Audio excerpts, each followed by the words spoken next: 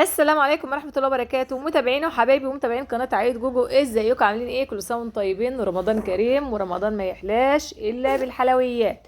قبل ما ابتدي معاكم الفيديو، لايك وشير وسبسكرايب وتفعيل الجرس عشان ينزل لكم كل جديد.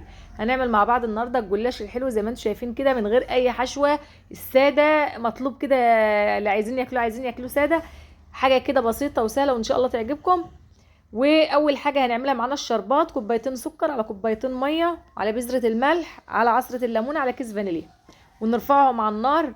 بعد 10 دقايق من رفعهم على النار هنطفي عليهم النار، عشان الشربات بتاع الجلاش مش بيكون تقيل قوي، يعني اللي هو المتوسط، يعني لا تقيل ولا خفيف، مش بيكون تقيل كده ولا حاجه يعني. ومعايا بقى حاطه حته زبده على حته سمنه كده، وهدهن بيها الجلاش.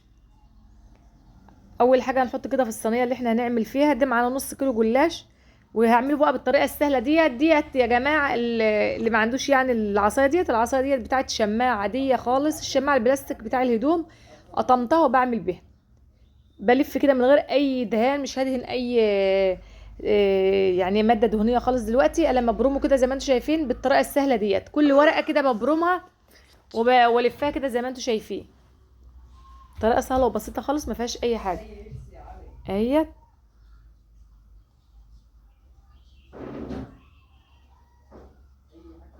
شايفين بنكشكشها كده بعد ما برومها، بكشكشها كده.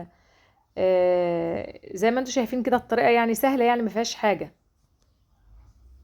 احنا عملنا الجلاش بكذا طريقه معاكم، اول مره اعمل بالطريقه ديت.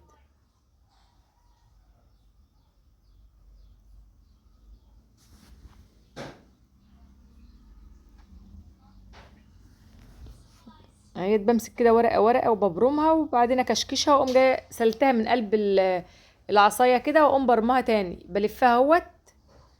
بس كده. المفروض ان انا كنت متوقعه ان الصينيه ديت هتاخد نص كيلو جلاش، فهي يعني طلعت اصلا واسعه على نص كيلو جلاش. فاضطريت ان انا انقله تاني في بايركس تاني عشان يكون ملموم كده، يعني ما يكونش مفرط كده. نص كيلو هو يا دوبك جه كده وفاض واحدتين كده، حطيتهم في الطبق بايركس تاني كده صغير، وهحطه في الفرن برضو اهوت بقى. وهدهن كده السمنه بتاعتي، هدهنها بقى اللي هو دهان عادي خالص من فوق بقى كده، هسقيها يعني، بس هزود شوية يعني. دي سمنة على زبدة يا جماعة، الزبدة اللي هي الصفرة بتاعتنا العادية ديت، الزبدة اللي هي النباتي، وعليها حتة سمن بلدي. ولو نقطة زيت عادي برضو تحطيها عادي اهوت. وهدهنه بقى كده كويس.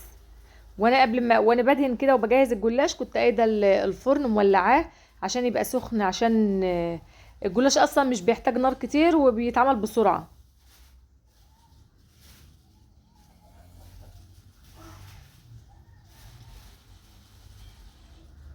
بحاول ادهنه كله من جميع النواحي كده، وعشان ايه الجلاش بالذات بيحتاج سمنة كتير.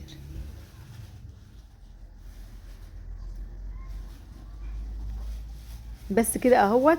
وهدخله بقى الفرن كده على طول، واطلعه من الفرن، مش بياخد وقت كتير خالص، يجي ربع ساعة. ولازم اطلع الباريكس احطه على البتاع دي، معرفش اسمها ايه اساسا. بحطها كده عليها عشان خاطر لو حطيت البايركس على الرخامه هيفرقع وهو طالع من الفرن. فلازم تحط عليها اي حته خشبه، اي حاجه تحطها، او فوطه او حاجه، عشان خاطر البايركس ممكن يفرقع منك. دي ملحوظه للبايركس يا جماعه، زيه ال الفخار برضو كده، طاجن الفخار برضو لازم تحطيه على حاجه. بنزل بالشربات بتاعي، الشربات بتاعي بارد وجلاش سخن، شايفين بيغلي ازاي من تحت؟ شايفين المنظر؟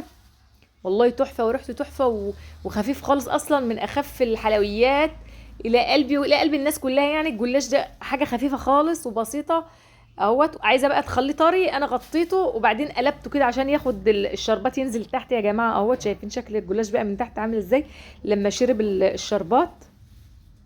شايفين الجمال؟ حاجه كده تحفه، وبالف هنا وبالف شفا، والسلام عليكم ورحمه الله وبركاته.